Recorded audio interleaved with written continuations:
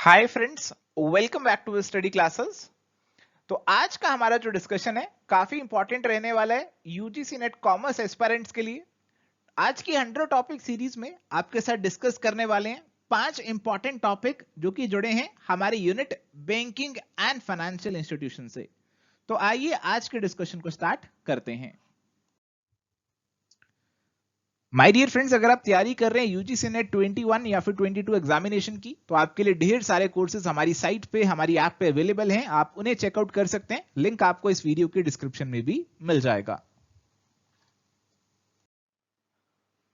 तो आइए बात करते हैं top 5 topics of banking and financial institutions. UGC net commerce का एक इंपॉर्टेंट टॉपिक, एक इंपॉर्टेंट यूनिट आपका, और इसके अंदर वो 5 टॉपिक जिनसे एग्जामिनेशन में आपको अक्सर सवाल देखने को मिलते हैं। सबसे पहले तो हमारा है इंट्रोडक्टरी पार्ट। देखो, इंट्रोडक्टरी पार्ट से ज्यादा सवाल नहीं आते, बट ये आपको समझना बहुत जरूरी है। अगर आप ये नहीं समझेंगे तो आपको पूरा यूनिट समझ में नहीं आएगा, इसीलिए यहां पे मैंने इस टॉपिक को भी इंक्लूड कर लिया। इसके बाद है functions and classification of banks. तो आपके इंडिया के अंदर बैंक्स हैं, अलग अलग फंक्शंस निभा रहे हैं, प्राइमरी, सेकेंडरी, क्लासिफिकेशन है, प्राइवेट है, पब्लिक है, आरआरबी है, बहुत से बैंक्स हैं। वो क्लासिफिकेशन भी समझनी जरूरी है और यहाँ पे समझेंगे। Reserve bank of India, RBI, बहुत से सवाल इसके ऊपर आते हैं और इसके फंक्शंस के ऊपर भी आते हैं। ऑल इंडिया फाइनेंशियल इंस्टीट्यूशंस, कुछ आपके डेवलपमेंट बैंक्स कह लो, डेवलपमेंट फाइनेंस इंस्टीट्यूशंस कह लो, तो इन पे भी कुछ सवाल आपके आते हैं। आईएफसीआई, आईसीआईसीआई, ये सब इंस्टीट्यूशंस की बात आपसे करेंगे। और इसके अलावा बेसल नॉर्म्स और रिस्क मैनेजमेंट, बेसल नॉर्म्स के ऊपर भी सवाल बहुत से आ रहे हैं। रिसेंट एग्जाम्स में तो कुछ ज्यादा ही सवाल देखने को मिल रहे हैं। रिस्क मैनेजमेंट के ऊपर भी सवाल देखने को मिल रहे हैं। तो ये पांचों टॉपिक्स हमारे लिए बहुत इंपॉर्टेंट है आने वाले एग्जाम के लिए, और इन्हीं टॉपिक्स पे आज हम आपके साथ डिस्कशन करेंगे, और साथ ही इनके प्रीवियस ईयर क्वेश्चंस भी एक बार यहां पे हम डिस्कस करेंगे। तो आइए अपने डिस्कशन को स्टार्ट करते हैं। तो आइए फ्रेंड्स, अपने डिस्कशन को स्टार्ट करते हैं इंडियन फाइनेंशियल सिस्टम के ओवरव्यू से। तो माय डियर फ्रेंड्स, जैसे किसी भी कंट्री का फाइनेंशियल सिस्टम होता है, इंडिया का सिस्टम भी वैसा ही है। यहां पे हमारे पास फाइनेंशियल मार्केट्स हैं, फाइनेंशियल इंटरमीडियरीज हैं और फाइनेंशियल इंस्ट्रूमेंट्स हैं। तो फाइनेंशियल मार्केट्स हमारे पास मनी मार्केट है, कैपिटल मार्केट है, फाइनेंशियल इंटरमीडियरीज हैं, हमारे पास बैंक्स वगैरह हैं, और अलग अलग इंस्ट्रूमेंट्स भी हैं, इक्विटी, डेट, बहुत सारे इंस्ट्रूमेंट्स हैं जो कि इस सिस्टम का पार्ट बने हुए हैं। देखो, मेन फंक्शन हमारे इंडियन फाइनेंशियल सिस्टम का है, क्या है? एंकरेजिंग सेविंग्स, लोगों में सेविंग्स की हैबिट को एंकरेज करना, और उन सेविंग्स को मोबिलाइज करना, उन सेविंग्स को लोगों से इकट्ठा करवाना और उसे मार्केट में इन्वेस्ट करवाना, ताकि हमारी इकोनॉमी आगे बढ़ती रहे।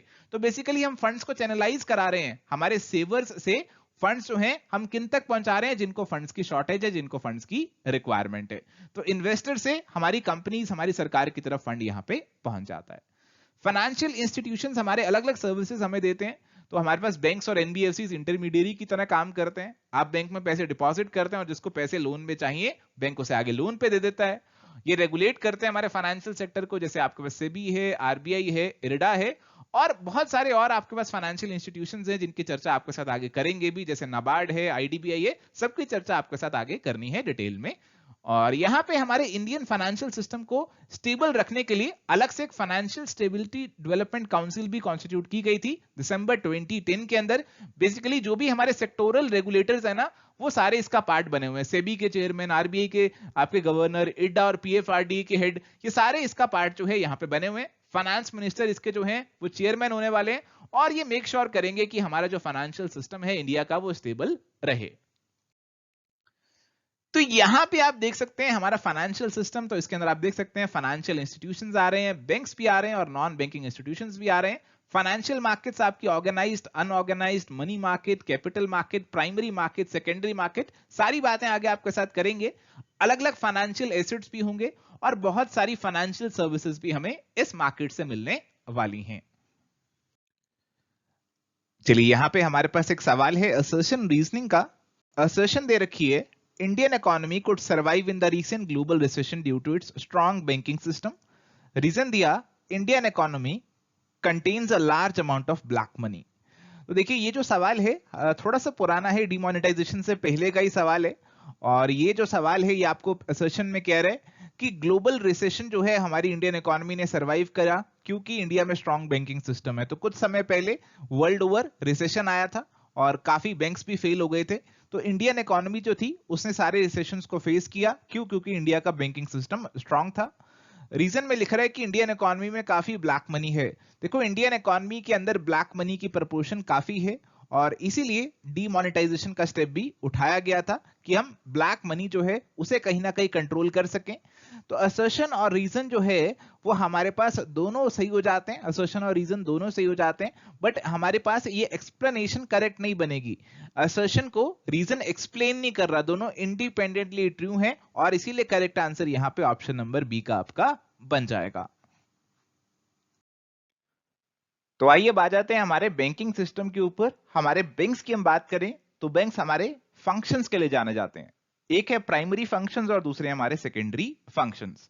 प्राइमरी फंक्शंस की बात करें तो उसके अंदर हमारे पास दो फंक्शंस आ जाते हैं। कौन कौन से? एक तो हमारा है डिपॉजिट्स को एक्सेप्ट करना।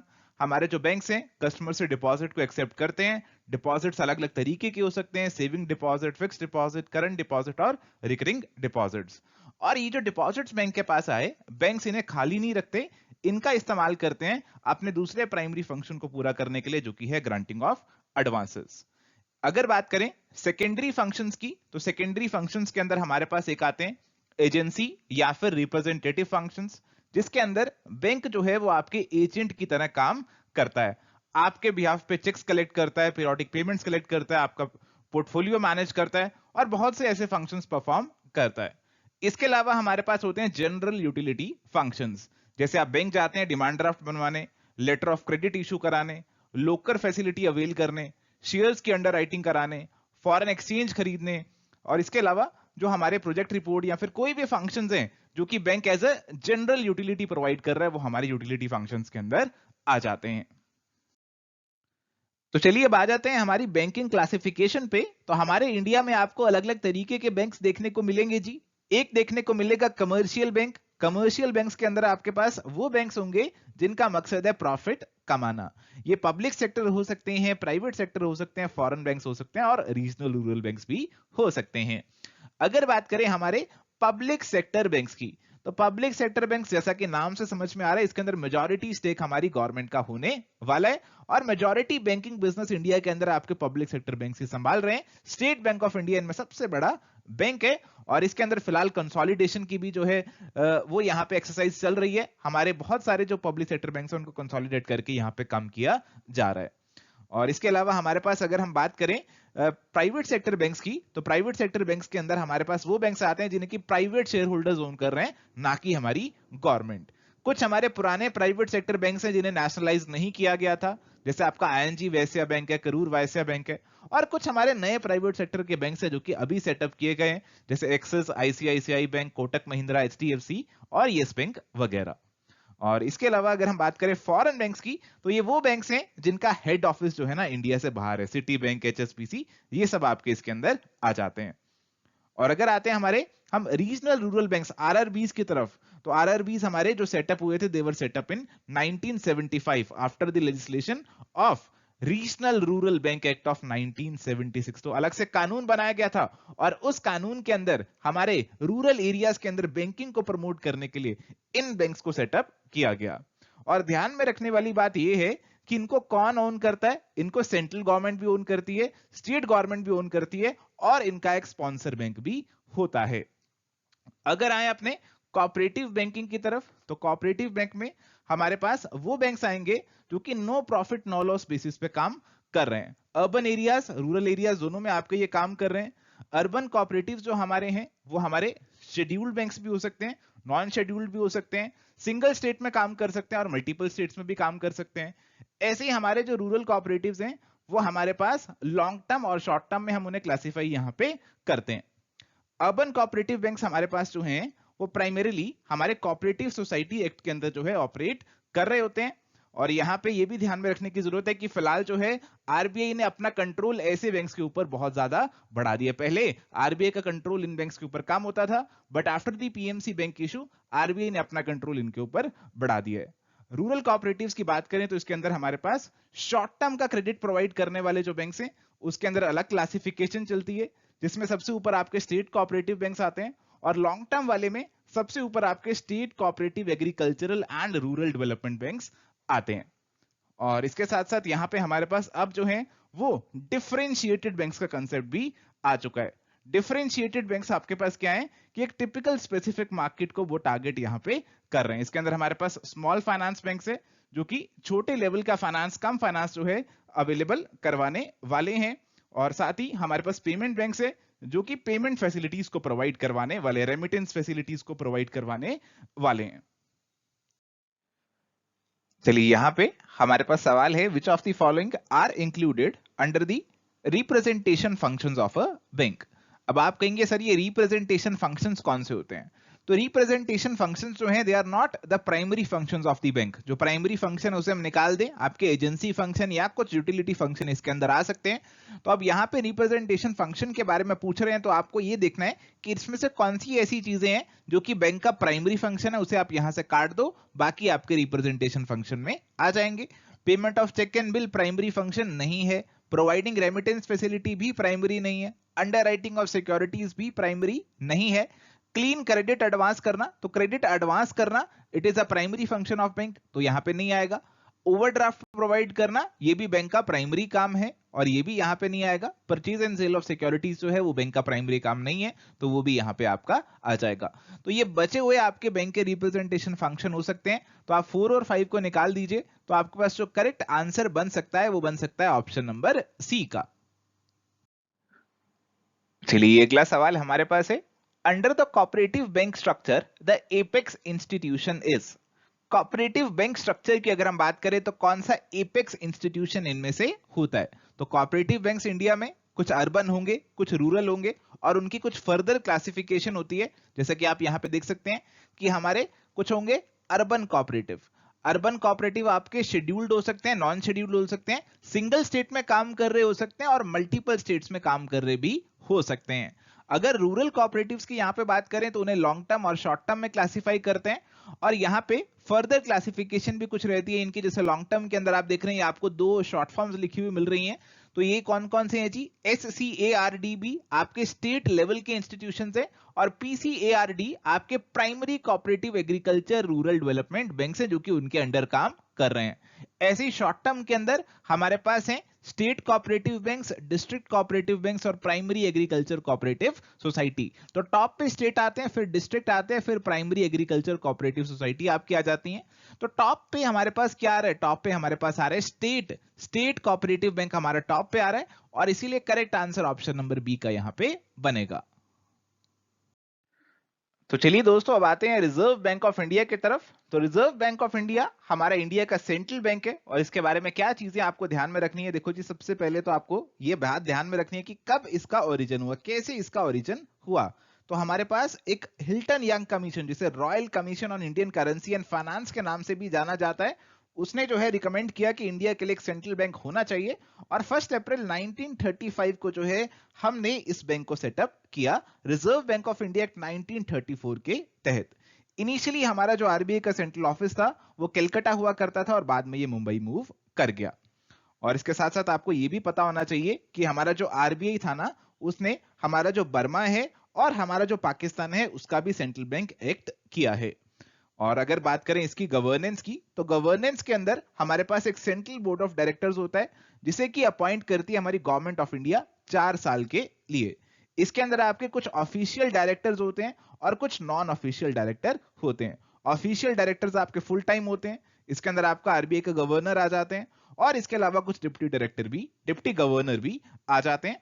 नॉन ऑफिशियल डायरेक्टर्स की बात करें तो इसमें से कुछ आपके गवर्नमेंट नॉमिनेट करेगी, कुछ लोकल बोर्ड से आपके उठकर आते हैं। आरबीआई के जो लोकल बोर्ड्स हैं मुंबई, कलकत्ता, चेन्नई और न्यू दिल्ली के अंदर, वहां से ये निकलकर आते हैं। और इसके साथ साथ यहाँ पे बोर्ड फॉर फाइनेंशियल सुपरविजन भी एक अलग से बनाया गया है। इसलिए बनाया गया है ताकि हमारा जो फाइनेंशियल सिस्टम है उसकी सुपरविजन हम कर सकें। हमारे रिजर्व बैंक के जो गवर्नर होते हैं वही इस बोर्ड के चेयरमैन भी होते हैं। और अगर बात करें कि कौन कौन से कानून आरबीआई एडमिनिस्टर करता है, तो आपको पता होना चाहिए कि जो आरबीआई एक्ट है वो तो ये एडमिनिस्टर करता ही करता है। इसके अलावा कुछ और भी कानून है जिसके अंदर आरबीआई की जिम्मेदारियां तय की गई हैं। जैसे हमारा बैंकिंग रेगुलेशन एक्ट 1949 का है, फॉरेन एक्सचेंज मैनेजमेंट एक्ट 1999, तो फेमा के अंदर भी आरबीआई को कुछ जिम्मेदारियां दे रखी हैं। Payment and settlement system act 2007 हमारे पास है, गवर्नमेंट सिक्योरिटीज से जुड़ी रेगुलेशंस हैं, उसके अंदर भी आरबीआई एक इंपॉर्टेंट रोल प्ले करता है। अगर बात करें wholly owned subsidiaries of RBI, तो कौन कौन सी ऐसी कंपनीज हैं जिनका पूरा कंट्रोल आरबीआई ने रखा हुआ है, तो वो हमारे पास है DICGC, deposit insurance and credit guarantee corporation of India. तो ये हमारे जो बैंक्स के पास हमने डिपॉजिट रखा होता है उसे ये गारंटी प्रोवाइड करते हैं कि हमारा पैसा बैंक्स के पास डूबेगा नहीं। इसके अलावा भारतीय रिजर्व बैंक नोट मुद्रण प्राइवेट लिमिटेड, ये बेसिकली आपकी जो नोट्स की प्रोडक्शन है, करेंसी नोट्स की प्रोडक्शन है, उससे जुड़ी हुई है।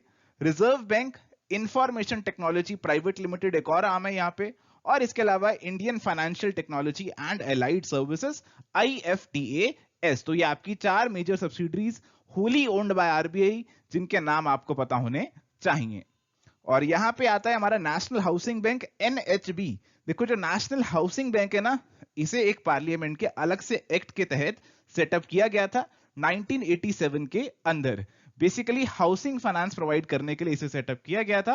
पहले तो आरबीआई के कंट्रोल के अंदर ही था ये पूरा, बट अब जो है हमने बजट 2018 के अंदर क्या किया, आरबीआई का जो स्टेक था वो हमारी गवर्नमेंट को ट्रांसफर यहां पे करवा दिया।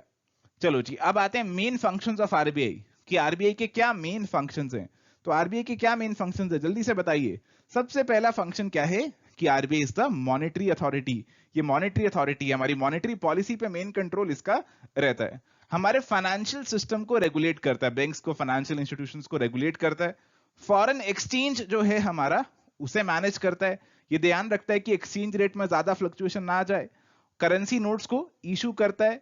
डेवलपमेंटल रोल भी है इसका, फाइनेंशियल लिटरेसी, फाइनेंशियल इंक्लूजन के लिए भी काम करता है। और साथ साथ हमारे जो पेमेंट एंड सेटलमेंट सिस्टम हमारे पास जो बने हुए हैं कि हम एक दूसरे को जो पेमेंट्स ट्रांसफर करते हैं उसको भी रेगुलेट ये करता है। और साथ ही साथ ये जो है एक बैंक की तरह बिहेव करता है, किसके लिए, हमारी गवर्नमेंट के लिए भी, और हमारे जो बैंक्स बने हुए हैं उनके लिए भी। हमारे बैंक्स के लिए ये लेंडर ऑफ लास्ट रिजॉर्ट है, अगर बैंक डूबने लगे तो उनको सहारा आरबीआई से मिलेगा। अब आरबीआई का जो मेन रोल है वो है मॉनेटरी पॉलिसी के कॉन्टेक्स्ट में। तो मॉनेटरी पॉलिसी आज के समय में मॉनेटरी पॉलिसी कमेटी के दायरे के अंदर आती है। एक 6 मेंबर कमेटी है जिसे कि हमारे आरबीआई के गवर्नर चेयर जो है वो करते हैं। और ये जो कमेटी है ये डिसाइड करती है अलग अलग पॉलिसी रेट्स हमारे, जैसे repo, reverse repo, marginal standing facility, liquidity adjustment facility वगैरह। तो ये सारी आपकी इसके अंदर आ जाती हैं। ये बेसिकली सारे इंस्ट्रूमेंट्स हैं जिनके थ्रू अपनी मॉनेटरी पॉलिसी को इंप्लीमेंट करते हैं। तो अगर मैं मेजर इंस्ट्रूमेंट्स की बात करूं तो आपको रेपो रेट और रिवर्स रेपो रेट के बारे में पता होना चाहिए। रेपो रेट आपका कौन सा रेट होता है? रेपो रेट आपका वो रेट होता है जिसपे आपके जो बैंक्स हैं वो आरबीआई से लोन ऑब्टेन करते हैं, और रिवर्स रेपो वो रेट होता है जिसपे आरबीआई बैंक्स को फाइनेंस प्रोवाइड करता है। और इस पूरे सिनेरियो के अंदर हमारी गवर्नमेंट सिक्योरिटीज को गिरवी रखा जाता है, एज अ कोलेटरल इस्तेमाल किया जाता है। और इसके अलावा हमारे पास कुछ और भी इंस्ट्रूमेंट्स है, जैसे कैश रिजर्व रेशो CRR। ये हमारे जो बैंक्स हैं उनको मेंटेन करनी होती है। रिजर्व बैंक के पास कुछ परसेंटेज अपने डिपॉजिट्स का रिजर्व बैंक के पास मेंटेन करना होता है। इसके अलावा हमारे पास SLR भी है, स्टेट्यूटरी लिक्विडिटी रेशो। ये हमारे जो बैंक्स हैं उन्हें खुद अपने पास ही मेंटेन करना पड़ता है सेफ और लिक्विड एसेट्स के अंदर। और मार्जिनल स्टैंडिंग फैसिलिटी हमारे पास जो है एक पैनल रेट ऑफ इंटरेस्ट है, पेनल्टी वाला रेट ऑफ इंटरेस्ट है, जिसपे बैंक्स हमारे आरबीआई को अप्रोच करके फाइनेंस ले सकते हैं। और इसके साथ साथ हमारे पास एक बैंक रेट भी होता है जिसे आज के जमाने में MSF के साथ ही अलाइन कर दिया गया है। और यहां पे आरबीआई एक और टूल का इस्तेमाल करता है जो कि है open market operation. RBI market में गवर्नमेंट की सिक्योरिटीज की परचेज और सेल भी करता है मॉनेटरी पॉलिसी को मैनेज करने के लिए, मनी सप्लाई को मैनेज करने के लिए। और इसके साथ साथ हमारा जो आरबीआई है उसकी कुछ रिपोर्ट्स, कुछ पब्लिकेशंस भी निकल कर आती हैं, जैसे फाइनेंशियल स्टेबिलिटी रिपोर्ट एक मेजर रिपोर्ट है जो कि आरबीआई की निकल कर आती है। और यहाँ पे कुछ सर्वेज और इंडाइसेस भी आरबीआई कराता है, जैसे आपका order books, inventories and capacity utilisation survey है, हाउस प्राइस इंडेक्स सर्वे। तो इनसे भी आपका आरबीआई जुड़ा हुआ है। तो माय डियर फ्रेंड्स, ये हमारे पास जो है आरबीआई के की फोकस एरियाज हैं। और साथ ही साथ फाइनेंशियल इंक्लूजन में भी आरबीआई एक इंपॉर्टेंट रोल जो है वो प्ले कर रहा है। फाइनेंशियल इंक्लूजन का मतलब होता है कि ज्यादा से ज्यादा लोगों तक जो है वो बैंकिंग फैसिलिटीज पहुंचाई जा सकें। और इसके लिए आरबीआई ने एक बहुत इंपॉर्टेंट स्कीम जो है वो भी एडमिनिस्टर कर रहा है, जो कि है प्रधानमंत्री जन धन योजना, जो कि हमारी सरकार लेकर आई है। चलिए यहाँ पे हमारे पास सवाल है असर्शन रीजनिंग का। असर्शन दे रखी है, reserve bank of India is interested with the management of the public debt and issue of new loans and treasury bills on behalf of central and state governments. Reasoning दिया है, the governor and deputy governors of the reserve bank of India are appointed by the central government. तो दोनों बातें RBI के बारे में यहाँ पे एकदम से सही हैं, बट रीजनिंग आपकी एक्सप्लेनेशन की फॉर्म में नहीं निकल कर आ रही है असर्शन की। दोनों बातें इंडिविजुअली आपकी सही हैं, और इसीलिए करेक्ट आंसर क्या बनेगा? बनेगा ऑप्शन नंबर बी का, कि दोनों करेक्ट हैं, बट आर आपकी राइट एक्सप्लेनेशन नहीं है। चलो अगला आसान सा सवाल एक, reserve bank of India was nationalised on. Reserve bank of India को हमने नेशनलाइज कब किया था, यानी कि सरकार ने अपने कंट्रोल में इसे कब ले लिया था? तो रिजर्व बैंक ऑफ इंडिया को सरकार ने 1949 के अंदर, एग्जैक्ट डेट आप याद करने की कोशिश कीजिए क्योंकि इस पे सवाल ऑलरेडी पूछा जा चुका है। 1 जनवरी 1949 को नेशनलाइज किया था, और एक आपका एक्ट पास हुआ था, reserve bank of India transfer to public ownership act 1948। तो रिजर्व बैंक ऑफ इंडिया को सरकार ने अपने कंट्रोल के अंदर ले लिया, इसे नेशनलाइज कर दिया 1949 के अंदर। So answer is option number B. चलिए अगला सवाल है, what is SLR ratio of a bank. SLR आपके पास होता है स्टैट्यूटरी लिक्विडिटी रेशो। तो ये आपकी वो रेशो होगी जो कि बैंक्स अपने पास मेंटेन करके रखेंगे, कि बैंक्स को सारा पैसा लोन में नहीं दे देना है, बैंक्स को कुछ पैसा जो है अप्रूव्ड सिक्योरिटीज के अंदर, कैश के अंदर मेंटेन करके अपने पास ही रखना है, और फिर जो पैसा बचेगा उसे वो आगे लोन में दे सकते हैं। तो इसीलिए यहां पे अप्रोप्रिएट आंसर बनेगा ऑप्शन नंबर सी का, कि amount that commercial banks are required to maintain before providing credit to consumers. तो चलिए आइए आगे बात करते हैं ऑल इंडिया फाइनेंशियल इंस्टीट्यूशंस की, या फिर डेवलपमेंट फाइनेंस इंस्टीट्यूशंस की। तो यहां पे हमारे पास डेवलपमेंट फाइनेंस इंस्टीट्यूशंस बनाए गए हैं, जिनको बेसिकली बनाया गया था इस मकसद से ताकि हम कुछ स्पेसिफिक सेक्टर्स पे फोकस करके उनकी डेवलपमेंट कर सकें। जैसे आपका national housing bank NHP, housing projects पे फोकस के लिए बनाया गया। एक्सिम बैंक आपका एक्सपोर्ट इंपोर्ट ऑपरेशंस को प्रमोट करने के लिए बनाया गया। तो यहाँ पे ये हमारे पास डेवलपमेंट फाइनेंस इंस्टीट्यूशंस यहाँ पे बनाए गए थे। क्यों बनाए गए थे ये मैंने आपको ऑलरेडी यहाँ पे बताया। अब यहाँ पे आज के समय में डेवलपमेंट फाइनेंस इंस्टीट्यूशंस और कमर्शियल बैंक्स के बीच में जो डिफरेंस की लाइन है ना, बहुत ज्यादा थिन होती जा रही है। आपके ओरिजिनली जो डेवलपमेंट फाइनेंस इंस्टीट्यूशंस बने थे वो खुद आज बैंक बन चुके हैं। जैसे आप यहाँ पे नीचे लिस्ट में देख सकते हैं आईसीआईसीआई का नाम, ये आजकल खुद ही बैंक बन चुका है। तो इसमें से काफी सारे जो हैं आजकल फुल फ्लेज्ड बैंक का ही काम कर रहे हैं। तो यहाँ पे अगर बात करें, सबसे पहला डेवलपमेंट फाइनेंस इंस्टीट्यूशन कौन सा था, वो हमारा था आईएफसीआई, जिसे 1948 में सेटअप किया गया था, और उसके बाद काफी सारे और सेटअप भी किए गए। तो यहाँ पे अगर हम बात करें अलग अलग डेवलपमेंट फाइनेंस इंस्टीट्यूशंस की, तो सबसे पहला हमारे पास आईएफसीआई है, जैसा आपको बताया 1948 में से सेटअप किया गया था। और यहाँ पे आज के समय में बात करें तो आज के समय में तो एक एनबीएफसी बन चुका है, आज के समय में एक एनबीएफसी बन चुका है, और इंडस्ट्रियल ऑर्गेनाइजेशंस को फाइनेंस प्रोवाइड ये करवा रहा है। इसके बाद हमारे पास आता है ICICI industrial credit and investment corporation of India, जिसे कि 1955 में एस्टेब्लिश किया गया था। और हमारा जो आईसीआईसीआई बैंक है उसे 1994 में एस्टेब्लिश किया गया था। और मजे की बात तो ये देखिए कि आईसीआईसीआई बैंक के अंदर उसका जो पेरेंट ऑर्गेनाइजेशन था आईसीआईसीआई, वो यहाँ पे मर्ज हो गया। तो यहाँ पे बड़ी अजीब बात देखने को मिली कि हमारा पेरेंट कंपनी सब्सिडरी के साथ यहाँ पे मर्ज कर गया। और आईसीआईसीआई बैंक को आजकल कौन नहीं जानता, it is a universal bank, आपको सारी बैंकिंग फैसिलिटीज यहाँ से मिल जाती हैं। इसके बाद है IDBI industrial development bank of India, इसे 1964 में बनाया गया था हमारे इंडस्ट्रियल सेक्टर को प्रमोट करने के लिए, उसे फाइनेंस अवेलेबल कराने के लिए। और आज की डेट में ये भी आपका एक फुल फ्लेज्ड बैंक बन चुका है। 2004 से ये आपका यहाँ पे बैंक बन चुका है, और 2008 से इसका नाम भी आईडीबीआई बैंक लिमिटेड यहाँ पे कर दिया गया है। और अब तो ये 2019 से प्राइवेट सेक्टर बैंक बन चुका है। इसके बाद हमारे पास है नाबार्ड। नाबार्ड है national bank for agriculture and rural development. 1982 के अंदर यह हमारी एग्जिस्टेंस में आया था। और यहां पे कौन सी कमेटी के रिकमेंडेशंस पे से सेटअप किया गया था, शिवा रमन कमेटी के रिकमेंडेशंस पे से सेटअप किया गया था। और इसका एक अलग से एक्ट भी पास किया गया था, नाबार्ड एक्ट ऑफ 1981। आज के समय में बात करें, देखो पहले तो इसका कंट्रोल आरबीआई के पास था सारा, आरबीआई इसका ओनर भी था, बट अब जो है इसकी सारी शेयर होल्डिंग जो है वो हमारी गवर्नमेंट ऑफ इंडिया के पास आ चुकी है। इसके फंक्शंस की बात करें, देखो इसका मेन फंक्शन क्या है, इसका मेन फंक्शन है to refinance the financial institutions which finance the rural sector. तो ऐसे जो बैंक्स जो रूरल सेक्टर के लिए, एग्रीकल्चर के लिए लोन्स देते हैं ना, उनको ये पैसे देता है कि तुम आगे लोन्स बांटो एग्रीकल्चर और रूरल सेक्टर के लिए। और इसके अलावा रूरल डेवलपमेंट के लिए काम करता है, और हमारे जो रीजनल रूरल बैंक्स हैं और जो रूरल एरियाज में कोऑपरेटिव बैंक काम कर रहे हैं उनके ऊपर भी ये सुपरविजन अपनी रखता है। इसके बाद आते हैं स्टेट फाइनेंशियल कॉर्पोरेशंस, एसएफसीज हमारे। तो हमारे स्टेट लेवल पे हमारी स्मॉल एंड मीडियम एंटरप्राइजेस को प्रमोट करने के लिए इन्हें सेटअप किया गया था। 1951 के अंदर हमारा स्टेट फाइनेंशियल कॉर्पोरेशंस एक्ट जो था उसे पास किया गया था, और पंजाब के अंदर पहले हमारे स्टेट फाइनेंस कॉर्पोरेशन को एस्टेब्लिश किया गया था। इसके बाद है मुद्रा, micro units development and refinance agency limited.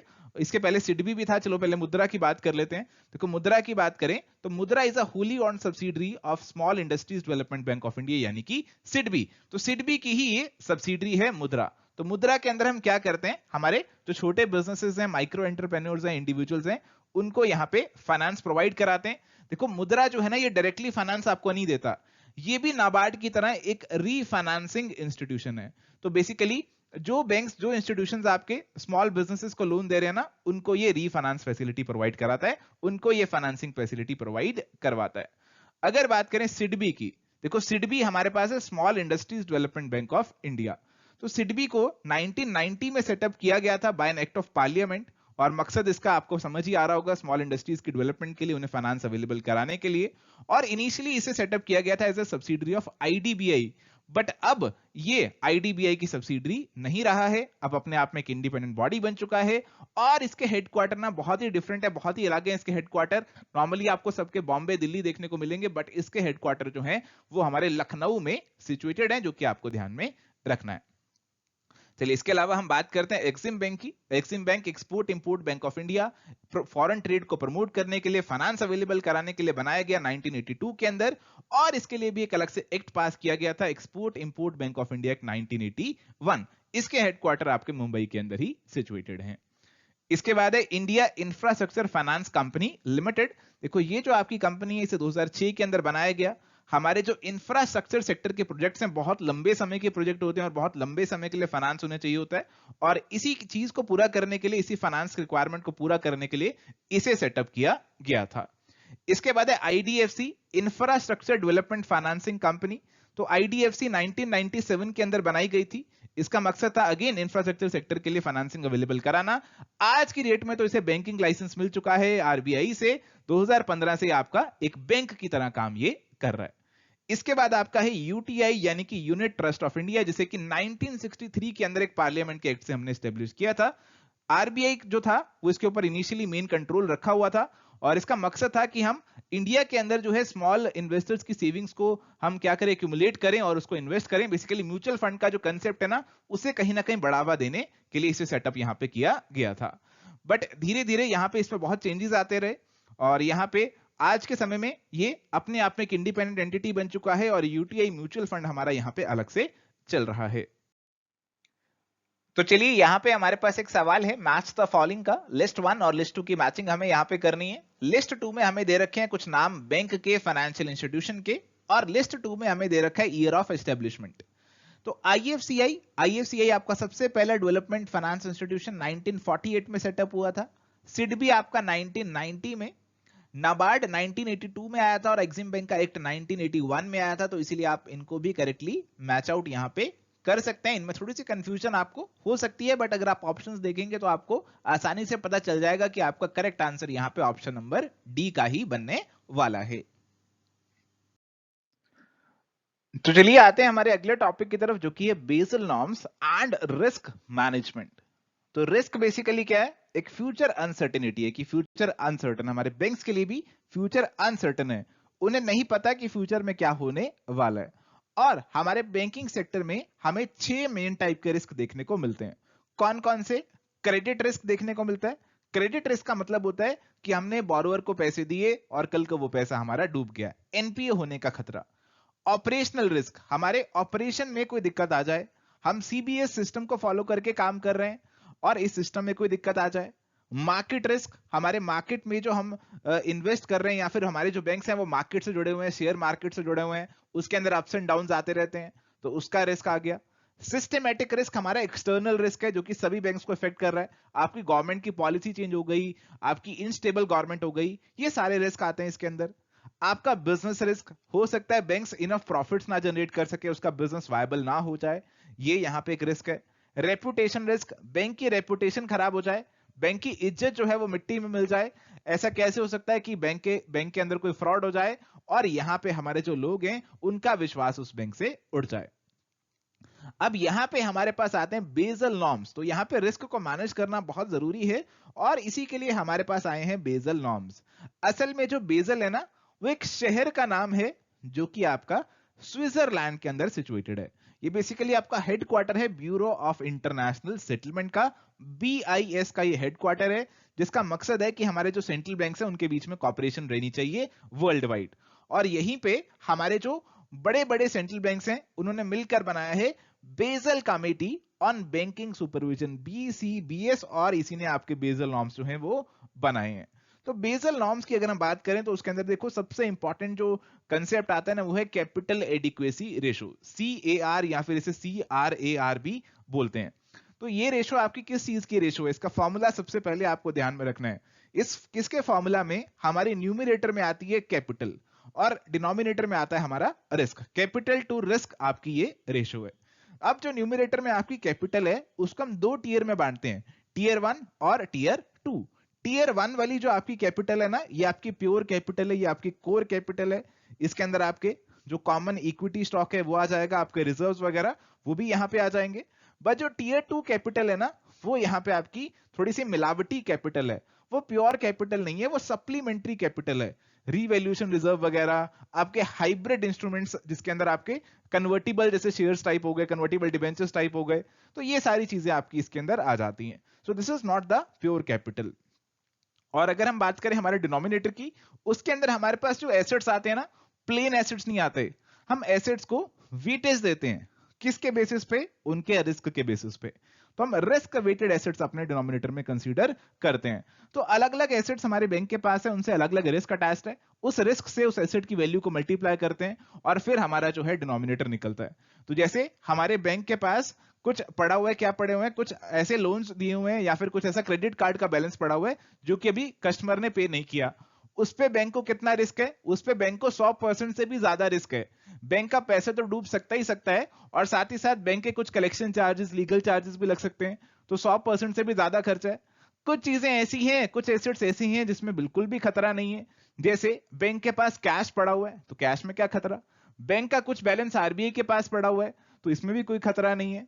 तो इसके बेसिस पे हम अपने एसेट्स को वेटेज देते हैं और निकालते हैं रिस्क वेटेड एसेट्स, और इसी के बेसिस पे हमारी कैपिटल एडिक्वेसी रेशियो निकलकर आती है। तो यहाँ पे हमारे पास अलग अलग नॉर्म्स हैं, बेसल नॉर्म्स हैं। तो सबसे पहले जो नॉर्म्स हमारे पास थे वो आए थे 1988 के अंदर, तो ये हमारे थे बेसल 1 नॉर्म्स। इनका मेन फोकस किस पे था? क्रेडिट रिस्क पे था। इन्होंने कहा भाई हर एक बैंक जो है उसे 8% कैपिटल एडिक्वेसी रेशियो मेंटेन करनी चाहिए, और इंडिया ने भी इन गाइडलाइंस को 1999 में अडॉप्ट कर लिया था। इसके बाद हमारे पास आए हमारे बेसल 2 नॉर्म्स। तो 2004 के अंदर आपकी बेसल 2 गाइडलाइंस आई थी, और ये जो आपकी गाइडलाइंस है ना, ये आपके 3 पिलर्स या 3 पैरामीटर्स पे बेस्ड थी। कौन कौन सा? पहला तो था वही capital adequacy ratio, capital adequacy requirement की 8% कैपिटल एडिक्वेसी रेशियो होनी चाहिए। इसके अलावा कहा गया सुपरवाइजरी रिव्यू, कि हमारे जो सेंट्रल बैंक है जैसे RBI है, उसको हमारे बाकी बैंकों का रिव्यू करना है। और फिर है मार्केट डिसिप्लिन, कि हमारे जो बैंक्स हैं उन्हें डिसिप्लिन में रहना है, और इसीलिए उनके ऊपर बहुत सारी डिस्क्लोजर रिक्वायरमेंट्स लगाई गई कि हमें मार्केट को ये सारी चीजें डिस्क्लोज करनी होंगी। इसके बाद हमारे पास आए बेसल 3 नॉर्म्स। बेसल 3 नॉर्म्स जो थे वो आपके 2010 के अंदर इंट्रोड्यूस किए गए थे, और यहां पे बेसल 3 नॉर्म्स जो है वो बेसल 2 से भी ऊपर जाते हैं। इनके भी 3 पिलर हैं। पिलर 1 है कि हम अपने बैंकिंग सेक्टर की जो एबिलिटी है कि अप्स एंड डाउन्स जो हमारी इकोनॉमी में आ रहे हैं, हमारे फाइनेंशियल सेक्टर में आ रहे हैं, उसे वो फेस कर सकें। दूसरा पिलर था रिस्क मैनेजमेंट एबिलिटी उनकी इंप्रूव कर दें और उनकी गवर्नेंस को बेहतर बना सकें। और तीसरा पिलर था ट्रांसपेरेंसी एंड डिस्क्लोजर का, कि बैंक से बहुत सारी चीजें हम डिस्क्लोज कराएं ताकि वो सारी चीजें मार्केट में पता रहें और बैंक के ऊपर भी एक चेक रहे कि ये चीज मुझे डिस्क्लोज करनी है अपनी रिपोर्ट के अंदर, मार्केट को डिस्क्लोज करनी है, तो बैंक कंट्रोल में रहकर अपना जो ऑपरेशंस है उनको करे। तो ये थे हमारे अलग अलग बेजल नॉर्म्स, और इंडिया करंटली जो है बेजल 3 नॉर्म्स को फॉलो करने की कोशिश कर रहा है और इस पे काम चल रहा है। चलिए यहां पे हमारे पास सवाल है, what is true about the Basel committee on banking supervision. तो आपकी जो Basel committee on banking supervision है उसके बारे में कुछ बातें लिखी हैं, आपको सही बातें पहचाननी है। BCBS is an Indian national committee of banking supervisory authority. ये कमेटी इंडियन है? नहीं है जी, ये इंटरनेशनल है। BCBS was established by a group of 19 nationalized commercial banks। तो 19 nationalized commercial banks, ये तो बिल्कुल ही बात खत्म हो गई। ये आपकी 10 सेंट्रल बैंक्स ने सेटअप किया था, वर्ल्ड ओवर की ये इंटरनेशनल बॉडी है बैंकिंग सिस्टम से जुड़ी हुई। सेकंड भी काट दीजिए, BCBS was established in 1996। 1996 में भी इसे एस्टेब्लिश नहीं किया गया, इसे कहीं पहले एस्टेब्लिश कर लिया गया था, तो इसे भी काट दीजिए। It provides a forum for regular cooperation on banking supervisory matters। तो केवल आपका जो पॉइंट नंबर 4 है वही यहां पे सही बनता है कि एक फोरम है जहां पे बैंकिंग से जुड़े सुपरवाइजरी मैटर्स पे डिस्कशन होती है। तो आपका आंसर यहां पे बनेगा D, 4 only. Option D is going to be the answer. चलिए अगला सवाल है, स्टेटमेंट 1 और 2 दे रखी है। स्टेटमेंट 1 है, capital adequacy norms help banks in strengthening their capital base. तो कैपिटल एडिक्वेसी रेशो का मतलब ही यही है कि हमारे बैंक्स का कैपिटल बेस स्ट्रांग होना चाहिए। तो हम यहाँ पे कंसीडर ही करते हैं बैंक्स की कैपिटल को, उसको टीयर 1 और टीयर 2 में भी डिवाइड करते हैं। हम कहते हैं कि आपका स्ट्रांग कैपिटल बेस होना चाहिए और उसके अकॉर्डिंग आपके जो एसेट्स हैं वो यहाँ पे होने चाहिए। तो पहली स्टेटमेंट बिल्कुल सही है। सेकेंड स्टेटमेंट है, capital adequacy norms helps banks in sanctioning more loans. तो सेकंड स्टेटमेंट जो है वो आपकी यहां पे गलत हो जाएगी, क्योंकि कैपिटल एडिक्वेसी के जो नॉर्म्स हैं वो आप पे रिस्ट्रिक्शन लगाते हैं कि आप कितने के एडवांसेस दे सकते हैं, क्योंकि आपको यहां पे रिस्ट्रिक्शंस हैं कि आपका कैपिटल के मुकाबले आपके एसेट्स जो हैं वो एक लिमिट तक ही हो सकते हैं। आप अंधाधुन अपने एसेट्स को नहीं बढ़ा सकते, अंधाधुन लोन्स नहीं दे सकते, तो इसीलिए आप अंधाधुन यहां पे लोन्स को ज्यादा सैंक्शन नहीं कर पाएंगे और इसीलिए ऑप्शन आपकी स्टेटमेंट 2 गलत हो जाएगी और ऑप्शन आपकी जो आंसर बनेगी वो ऑप्शन नंबर सी ही बनेगी। तो माय डियर फ्रेंड्स, ये था आज का हमारा डिस्कशन। यहाँ पे आपके लिए एक होमवर्क क्वेश्चन है, इसका आंसर आपको देना है कमेंट सेक्शन में। लाइव चैट में इसका आंसर मत दीजिए, कमेंट सेक्शन में आप इसका आंसर हमें बताइए। So thank you my dear friends, ये था आज का हमारा डिस्कशन। उम्मीद करते हैं हमने आपके साथ जो चीजें डिस्कस करी आपको समझ में आई। अगर आपको डिस्कशन पसंद आया हो तो इस वीडियो को जरूर लाइक करना, दोस्तों के साथ शेयर करना, चैनल पे नए हैं तो जरूर से सब्सक्राइब करना। फ्री नोट्स के लिए एवर स्टडी क्लासेस की ऐप को डाउनलोड करना ना भूलना। Bye bye, take care, all the best. बहुत ही जल्द मिलेंगे अगले सेशन में।